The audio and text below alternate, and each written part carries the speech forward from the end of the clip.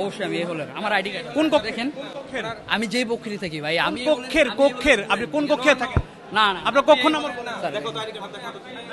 কোন কক্ষ নাম্বার বলেন আপনারা ভোটার কিনা না আমি এখানে তাহলে এখানে তুমি গ্যাম্বলিং করতেছ কেন? যাও না না আমি এখানে কোনো গ্যাম্বলিং করতেছি না সবাই শুনেন আপনারা সাংবাদিক ঠিক আছে আপনার শুনেন আপনি ভিডিও দেখেন না না আপনি ভিডিও দেখাবেন না না আপনি আগে আপনি বলছেন যে ভিডিও ইয়ে করছেন ঠিক আছে আপনি ভিডিও দেখান না একটু পরে আসবেন আমি এখন ভিডিও দেখছি আপনি বলছেন ভিডিও দেখাতে আমি ভিডিও দেখবো আপনি এখনই দেখাবেন না আপনি ভিডিও দেখাবেন এখন আমরা ডিস্টার্ব করছি আপনারা ডিস্টার্ব করতেছেন অবশ্যই সাংবাদিক আপনারা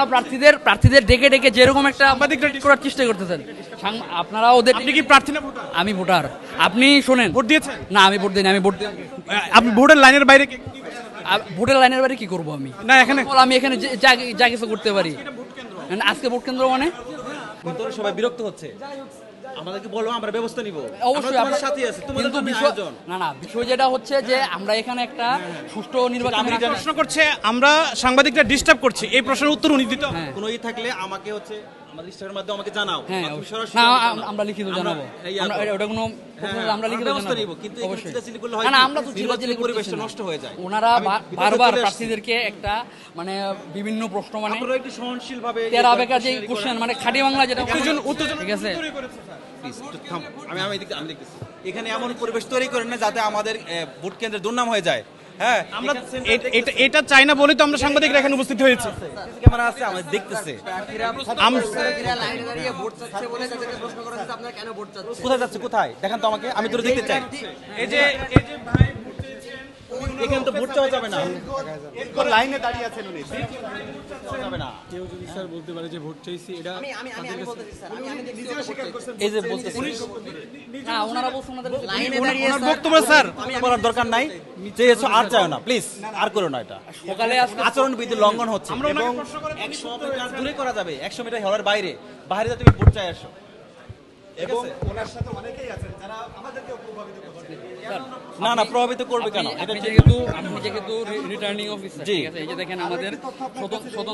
স্বতন্ত্র প্রার্থী উনি হচ্ছে অভিযোগ দিয়েছেন যে শিবির সকাল থেকে এখানে ব্যালট করতেছে ঠিক আছে আমরা কিন্তু এখানে কোনো আচ্ছা শুনো কিন্তু আমরা কিন্তু ওনারা দেখেছেন কিনা আমি কয়েকবার অ্যানাউন্স করেছি না কিন্তু আপনার কথা তো শুনছেন আমি করছি আপনার কথা শুনছি করেছি আইডি কার্ড এখন নির্বাচনটা তো আমার কন্ডাক্ট করতে হবে আমরা ভেতরে আছি আমি যদি বারবার একটু পরবার এসে চেক করি সেক্ষেত্রে তো আমার ওখানে তো বন্ধ হয়ে যাবে আমার সাইন ছাড়া তো ব্যালট যাচ্ছে না তারপরে আমরা যখন চেষ্টা করে যাচ্ছি তোমরা বলেছো আমরা আরেকটু চেক করবো আমরা আবার ওয়ার্নিং দিব আমাদের এখানে হ্যান্ড মাইক আছে আমরা আবারও বলে দিচ্ছি ঠিক আছে তোমরা একটু কোল হও সহনশীল হও আমাদেরকে হ্যাঁ না এটা করো না এখন এগুলো করে কোনো লাভ হবে না হ্যাঁ যা করেছো এখন ইয়ে করো একটু কোল অ্যান্ড ক্লামসি থাকো একটু হ্যাঁ ইয়ে করো ইনশাআল্লাহ ভালো হবে অবশ্যই আমি এই হলের আমার আইডি কার্ড কোন দেখেন আমি যেই পক্ষে থাকি ভাই আমি কক্ষের আপনি কোন কক্ষে থাকেন? না না আপনার কক্ষ নাম্বার দেখো তো আইডি কার্ড দেখাও কোন কক্ষ নাম্বার বলেন আপনি কোন হলের কোন কক্ষে থাকেন?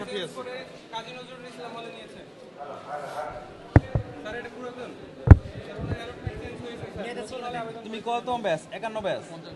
50 ব্যাস তুমি হল চেঞ্জ করেছো ওনারা বলতেছে হল চেঞ্জ করা হয়েছে আমার হল চেঞ্জের প্রসেস পুরোটাই হয়ে গেছে ঠিক আছে সেটা কোন কক্ষের ভোটার? সেটা এখন আপনি ভোটার কোথাকার? এখানকার ভোটার না সেটা এখন না আমার কথার উত্তর দাও তুমি এখানে ভোটার কিনা না আমি এখানে তাহলে এখানে তুমি গ্যাম্বলিং করতেছ কেন যাও না না আমি এখানে কোনো গ্যাম্বলিং করতেছি না চলে যাও সাংবাদিকদের উপর